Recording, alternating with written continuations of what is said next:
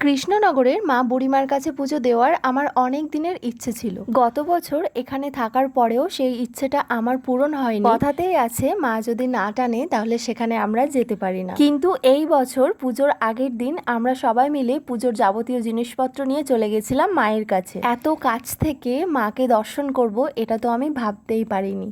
মায়ের কাছে গিয়ে পুজো টুজো দিয়ে দেখলাম এখানে মাকে গহনা পরানো হচ্ছে। পুজোর আগের দিন সারা রাত ধরে মাকে গহনা পরানো হয়, তারপর দিন সকালে পুজো হয়। পুজোর দিন সকালে ভিড়টা দেখলেই তোমরা বুঝতে পারবে কত মানুষের সমাগম। আমরা সবাই যেহেতু গতকাল রাত্রিবেলায় পুজো দিয়ে এসেছিলাম আর আজকে চলে এসেছি অঞ্জলি দেওয়ার জন্য, 3-4 ঘন্টা পরে আমরা পুজো দেওয়ার সুযোগ পেয়েছি। মায়ের অঞ্জলি একদম মায়ের সামনে থেকে দেওয়ার সুযোগ পেয়েছি আর মাকে দর্শন করে মনের মধ্যে আলাদাই একটা শান্তি কাজ করছিল। কৃষ্ণনগরের জাগ্রত বুড়িমার কাছে তোমরাও আসবে, পুজো দিয়ে যাবে। মায়ের কাছে একটাই চাওয়া, সবাই যেন সুস্থ থাকে, ভালো থাকে।